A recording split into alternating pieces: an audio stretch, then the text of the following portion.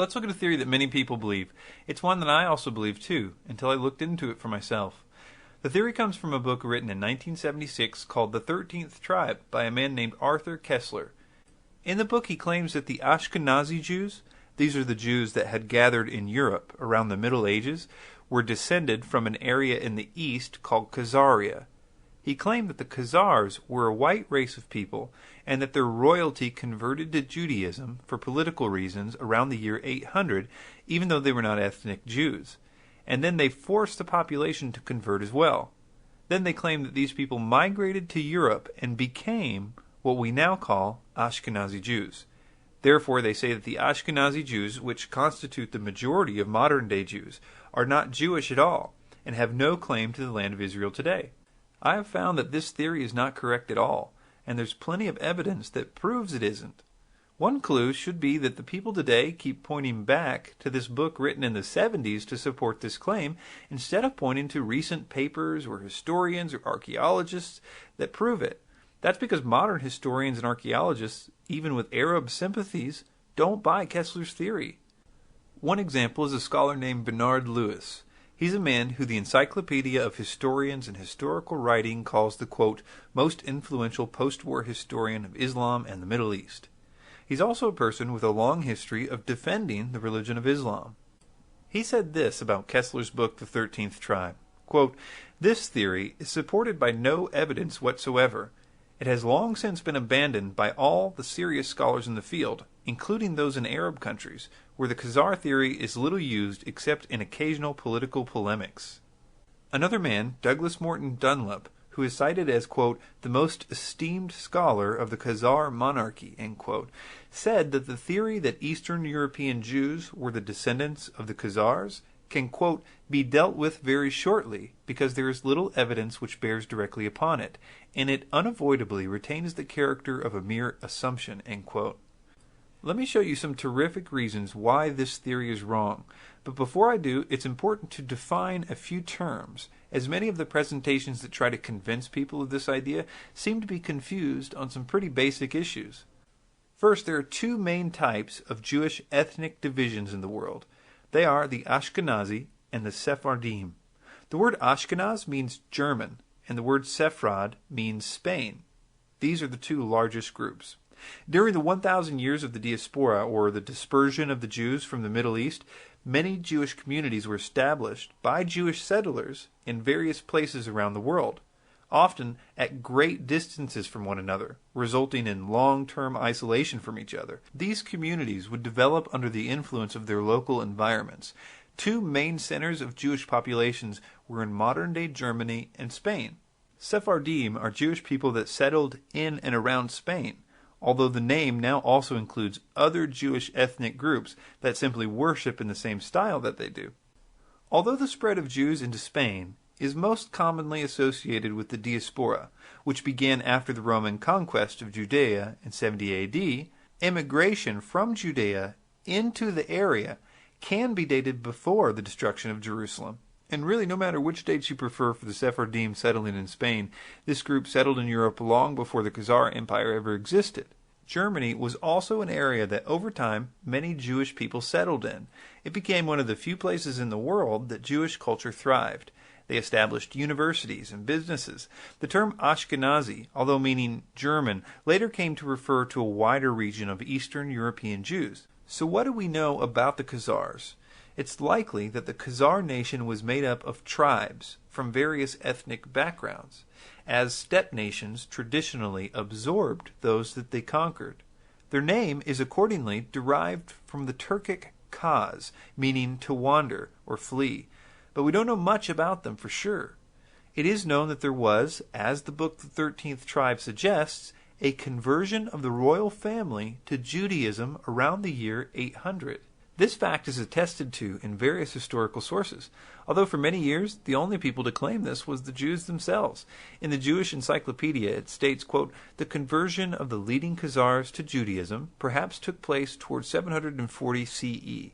Ironically, for many years it was only the Jews who claimed that this was true, and it wasn't until recently that modern archaeology has proven what the Jewish historians have been saying the whole time. I've heard many people mention this encyclopedia issue, as if it somehow confirms that Ashkenaz was founded by the Khazars. But it doesn't at all. It simply states that there was a conversion of the Khazar royal family to Judaism. The amount of people in the country that converted to Judaism with the royals is debated somewhat. Some say it was just the royals and most of the upper nobility. Others say it was the entire country that converted. This seems unlikely because of all the historical accounts of that area being a melting pot of Muslims and Christians as well as Jews after this fact. It really doesn't matter, actually. The question in regard to this theory is, did these people migrate to Europe en masse to become what is known as the Ashkenazi Jews, as Koestler says that they did? There are many ways, actually, to test this theory, so let's take a look at some of them. The first thing that we need to get out of the way is this issue of race versus parentage. Many of the websites and videos that I've watched which attempt to convince people of this theory say simply that the Jews are supposed to be brown, and the Khazars were white, and Ashkenazi Jews are also white, and therefore the case is closed. Now, there's a ton of problems with this idea, and setting aside the idea that these people claim that the Khazars were white, which nobody knows for sure, but Asian characteristics do seem to be the most likely hypothesis. But nevertheless, let me demonstrate how common parentage and race are different. One writer said it this way: let me illustrate this point. If I were to marry an Asian woman and father children who then married other Asians, these children would be my descendants. If that woman were to die, and I were to marry an African woman and have children, and they were to marry others of African descent, they would also be my descendants. One set of my descendants would be racially Asian, and the other racially African, but they would both be my descendants. Today's Jewish people claim to be, by and large, the community of physical descendants of Abraham and the patriarchs. Whatever their race is not the issue. The issue is descent. The fact is that you can't tell who is and who isn't a Jew based on skin color. But thanks to modern technology, we now do have a way to test this, and it will be the first way we will look at to debunk the idea of the 13th tribe. Over the last 10 years, there's been astonishing discoveries in the area of genetic testing that not only destroy any hope of this 13th tribe theory, but also offer dramatic proof to the biblical account of history as well. Genetic testing of both the Ashkenazi and the Sephardim, and even Samaritan Jews, which are the ones that have never left the land of Israel, reveal a common ancestor. And what's even more amazing is that that ancestor traces back to the same area in the Middle East, and to the same time in history. There are some finer details about this testing, which we're going to look at in a minute, but I think the most amazing part of this genetic research is in regard to something called the Kohanim. The Kohanim, or people with the last name Cohen, is basically a person that claims to be descended from the biblical person Aaron, who was Moses' brother. They were the priests, and people today that have the last name Cohen are essentially claiming that they are descended from this man 3,000 years ago. And what makes them such good test subjects for this genetic research is that while Jews in general mostly married within their tribes over the years, the Kohanim were ultra particular about this, and even today there are strict rules about marriage for people of the Cohen line. Another important factor in this is in regard to the nature of the Y chromosome. The Y chromosome is one of two chromosomes that determine the sex of a child, and it is passed from father to son. So, if I had a son, he would inherit a Y chromosome from me and an X chromosome from his mother. And if I had a daughter, she would inherit an X chromosome from me and an X chromosome from her mother. Since Y chromosomes are passed from father to son, all Kohanim men should theoretically have almost identical Y chromosomes. This can be tested with the genealogical DNA test. And in addition, as the rate that mutations accumulate on the Y chromosome is relatively constant, scientists can also estimate the elapsed time since two men had a common ancestor. So they can know the time period when this original man existed. And amazingly, because of the so-called halotype, they can also tell more or less what region in the world this man lived in. Isn't science cool? The Cohen hypothesis was first tested in 1997. In their study, which was published in the journal Nature, they found that genetic similarities appeared to be shared by both Sephardic and Ashkenazi Cohens, pointing to a common Cohen population origin before the Jewish diaspora under the Roman Empire. Many more studies were done with a greater number of test subjects and in many diverse areas in the years that followed that confirmed these initial findings. One recent study, published in 2009, demonstrates that 46.1% of Kohanim carry Y chromosomes belonging to a single parental lineage that likely originated in the Near East well before the dispersal of Jewish groups in the diaspora. Support for a Near Eastern origin of this lineage comes from its high frequency in the sampled Bedouins, Yemens, 67%, and Jordanians, 55%, and its precipitous drop in frequency as one moves away from Saudi Arabia and the Near East. Moreover, there is a striking contrast between the relatively high frequency of this gene in Jewish populations and its vanishingly low frequency in the sample of non-Jewish populations that hosted Jewish diaspora communities outside of the Near East. So a Jew may look like its host population, but it is genetically very distinct. I think it's really provocative that they also found this connection with the Cohens that have lived in Israel continuously this whole time, called the Samaritans. They are a very small group of people that broke away from traditional Judaism around the 5th century BC. And they have their own version of Judaism, but interestingly, they claim that their priests descend from the Cohen line as well. And in a 2004 article on genetic ancestry of the Samaritans, it concluded from a sample comparing Samaritans to several Jewish populations, all currently living in Israel, representing Ethiopian Jews, Ashkenazi Jews, Iraqi Jews, Libyan Jews, Moroccan Jews, and Yemenite Jews, as well as Druze and non-Druze Palestinian Arabs, that the principal component analysis suggested a common ancestry of the Samaritans and Jewish patrilineages. Most of the former may be traced back to a common ancestor in what is today identified as the paternally inherited Israelite high priesthood, or the Kohanim, with a common ancestor projected to the time of the Assyrian conquest of the Kingdom of Israel. If you think about it, this is such a major blow, not only to the 13th tribe theory, but also to people that claim that Jews don't at least have a claim to the land of Israel, as well as people that claim that the Bible is not historically accurate. There's not a whole lot of people trying to disprove the core findings of this research. Now, there was a paper out about 10 years ago after the first tests were done by a guy named Zussman, who questioned that some of the evidence was being overstated.